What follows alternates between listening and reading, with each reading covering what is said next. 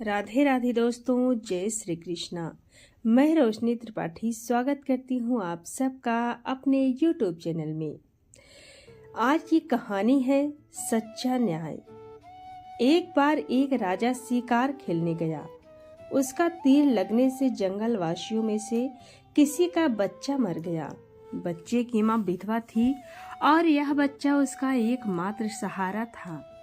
विधवा न्यायाधीश के पास पहुंची। रोती पीटती विधवा न्यायाधीश के पास पहुंची और उससे फरियाद करने लगी।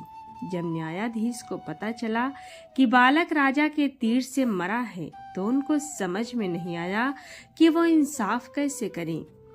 अगर उसने विधवा के हक में फैसला दिया तो राजा को सजा सुनानी होगी। यदि विधवा के साथ अन्याय किया तो ईश्वर का क्या जवाब देगा।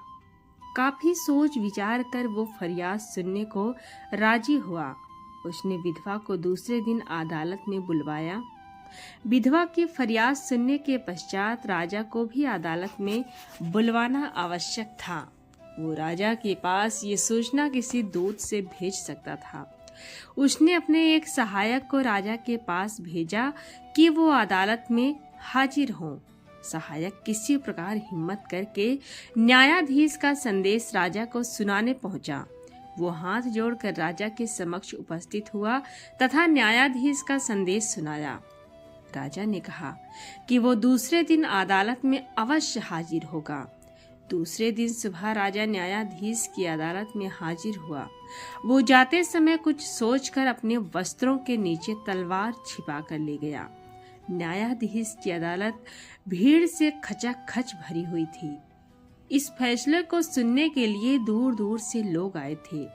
राजा अदालत में आया तो प्रत्येक व्यक्ति उसके सम्मान में खड़े हो गए, लेकिन न्यायाधीश अपने स्थान पर बैठा रहा। वो खड़ा नहीं हुआ। उसने विधवा को आवाज लगाई तो वह अंदर आई। न्यायाधीश ने उससे फरियाद करने को कहा। विधवा ने सबके सामने अपने बेटे के मरने की कहानी कह सुनाई। अब न्यायाधीश ने राजा से कहा, महाराज, इस विधवा का बेटा आपके तीर से मारा गया है। आप पर उसको मारने का आरोप है। इस विधवा की ये हानि किसी भी स्थिति में पूरी नहीं हो सकती। मैं आदेश देता हूँ कि किसी भी हालत में इसका नुकसान पूरा करें। राजा ने उस विधवा से क्षमा मांगी और कहा, मैं तुम्हारे इस नुकसान को पूरा नहीं कर सकता, किंतु इसकी भरपाई के लिए मैं पूरी उम्र तुम्हारा सारा खर्च उठाने तथा तुम्हारी सेवा करने का वचन देता हूँ, जिससे तुम्हारी जिंदगी सुख चैन से कट सके। विधवा राजी हो गई। न्यायाधीश अपने स्थान से उठ खड़ा हुआ तथा उसने अपनी जगह राजा के लिए खाली कर दी। राजा बोला, न्यायाधीश जी, अगर आपने फैसला करने में मेरा सम्मान नहीं किया होता तो मैं तलवार से अपनी गर्दन काट देता। कहकर उसने अपने वस्त्रों में छिपी तलवार बाहर निकालकर सबको दिखाई। न्यायाधीश सिर झुकाकर बोला, महाराज, अगर आपने मेरा आदेश मानने में जरा भी टाल मटोल की होती तो मैं हंटर से आपकी खाल उधड़वा देता। इतना कहकर उसने भी अपने वस्त्रों के अंदर से एक चमड़े का हंटर निकालकर सामने रख दिया। राजा न्यायाधीश की बात से बड़ा प्रसन्न हुआ और उसने उसे अपनी बाहों में भर लिया। सदैव प्रसन्न रहिए। जो प्राप्त है पर्याप्त है, जिसका मन मस्त है उसके पास समस्त है। अगली कहानी है माँ की महिमा। दुनिया ने मुझे सिर्फ परखा है, लेकिन मेरी माँ ने मुझे सिर्फ समझा और जाना है। एक माँ का शब्दों में वर्णन करना मुश्किल है, क्योंकि एक माँ जो पहले एक बहन, पत्नी, फिर माँ बनकर पूरे जीवन भर की जिम्मेदारियों को बखूबी निभाती है। दुनिया के हर एक इंसान की सबसे पहली, सबसे महत्वपूर्ण और अच्छी दोस्त एक माँ ही होती है, क्योंकि वो माँ ही होती है जो अपने संतानों के अच्छे या बुरे दिनों में हर पल उसके साथ होती है। माँ ही है जो हमारी सबसे ज्यादा परवाह करती है। घर की माँ को खुश रखो। माँ शब्द कितना मीठा है, जिनका नाम सुनते ही हमारा हृदय प्यार से भर जाता है। माँ ममता और प्यार की मूर्ति है जो अपने संतानों को ढेर सारा प्यार करती है। यानी कि एक माँ अपने संतान के लिए खाने पीने सोने जागने आदि का पूरा ख्याल रखती है, यानी कि हर तरह का ख्याल रखती है। और जब भी कोई संकट अपने संतानों पर आता है तो सबसे ज्यादा चिंतित एक माँ ही होती है। उस माँ को जब हम खो देते हैं तो वो हमें बहुत याद आती है। जब हम छोटे थे और माँ के गोद में स्तनपान करते थे, तब माँ का एक स्तन मुंह में लेकर हमने माँ के दूसरे स्तन पर अपने छोटे छोटे हाथों से पैरों से न जाने कितनी बार मारा होगा। कितनी बार हमने माँ के स्तन पर अपने दांत से काटा होगा, लेकिन फिर भी उस माँ ने हमको दूध पिलाना बंद नहीं किया। इस दुनिया में लात खाकर भी भोजन देने की शक्ति उस खुदा ने सिर्फ माँ को ही दी है। हमारे बिना बोले हमें क्या चाहिए वो माँ पहले से ही समझ जाती है। माँ के बारे में ऐसा कहा जाता है कि माँ के साथ बेटे का रिश्ता दुनिया के हर रिश्ते से बड़ा होता है, क्योंकि माँ का रिश्ता सबसे बड़े रिश्तों से 9 महीने बड़ा होता है। अगर आपके पास पैसा नहीं है तो कोई बात नहीं, क्योंकि आप मेहनत करके धन कमा सकते हैं। लेकिन अगर आपके पास ज़्यादा धन है लेकिन माँ नहीं है तो इससे बड़ी निर्धनता और कोई नहीं है।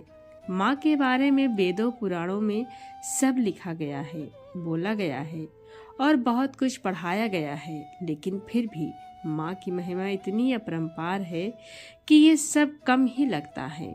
माँ एक ऐसी बैंक है जहाँ पर आप अपनी सारी चिंताओं और दुखों का डिपॉजिट कर देता है और बदले में उसे माँ की तरफ से सिर्फ खुशी और प्यार ही मिलता है। मैं आपको ये बता दूं कि एक नारी बहन के तौर पर, प्रेमिका के तौर पर या एक पत्नी के तौर पर या दोस्त के तौर पर धोखा दे सकती है, लेकिन एक माँ होने के नाते वो कभी भी धोखेबाज नहीं होती।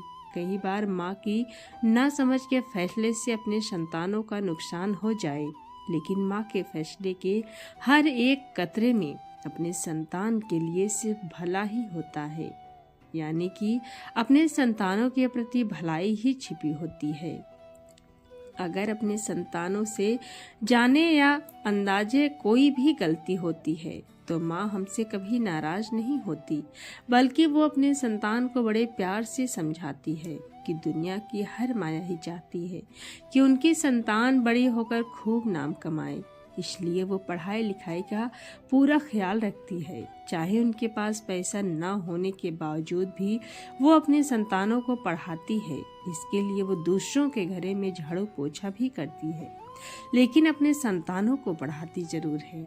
दुनिया में हर एक चीज का अपना महत्व होता है, जैसे ही माँ का एक अपना महत्व होता है।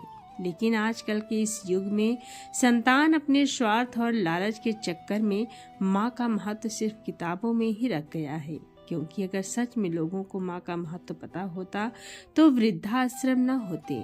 दुनिया का कोई घर नहीं है जिसमें लड़ाई झगड़े न हो, लेकिन छोटी छोटी बातों का बुरा तो सब लगता है जब पुत्र की शादी हो जाती है और अपने घर से आई हुई किसी की बेटी अपने घर में अपनापन नहीं बिठा पाती है। ऐसे में ऐसे हालात हो जाते हैं कि बेटा माँ के सुनने के बजाय 9 दिन में आई अपनी पत्नी की सुनता है और अपनी वृद्ध और बेसहारा माँ को वृद्धाश्रम में छोड़ कर आने के लिए तैयार हो जाते हैं।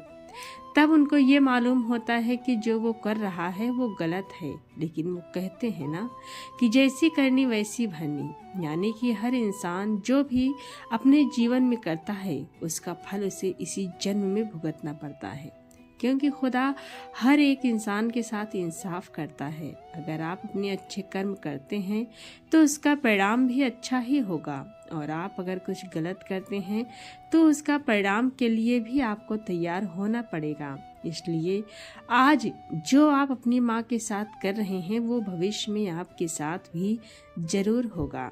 अगर आप माँ की ममता को, उसके एहसानों को, उनकी सारी उम्मीदों को भूलकर अपने थोड़ी सी स्वार्थ या खुशी के लिए आप अपनी माँ को नज़रअंदाज करते हैं तो ये आपकी सबसे बड़ी भूल और मूर्खता है, जिसे आप चाह कर भी कभी नहीं सुधार सकते। इसीलिए माँ के प्रति अपना कर्तव्य अच्छी तरह से निभाएं और अपनी माँ की झोली खुशियों से भर दें। इस मतलब भरी दुनिया में कुछ ऐसे भी लोग हैं जिनको वैलेंटाइन दिन की तारीख बहुत अच्छी तरीके से मालूम होती है, लेकिन उनको मदर डे की डेट मालूम नहीं होती। यानी कि वैलेंटाइन डे पर अपनी प्रेमिका से प्रेम भरी बातें करते हैं, उनसे मुलाकात करते हैं, कुछ गिफ्ट देते हैं, लेकिन अपनी माँ जो उन्होंने 9 महीने अपने गर्भ में रखा है, उनको कभी एक साड़ी भी गिफ्ट नहीं करते। माँ को ये भी नहीं कहते कि माँ तूने खाना खाया कि नहीं, और अपनी प्रेमिका से हर रोज होटल में खिलाते हैं। माँ के दर्द को वही लोग समझ सकते हैं जिसने अपनी माँ को खो दिया है। इस दुनिया में जो चीज़ आपके पास होती है उनका कोई मोल नहीं होता, लेकिन जब वो ना हो तो हमें उनका मोल समझ में आता है, लेकिन तब तक बहुत देर हो चुकी होती है। इसलिए अपनी माँ की कदर करें, उनसे प्यार भरी बातें करें, उनका सहारा बने।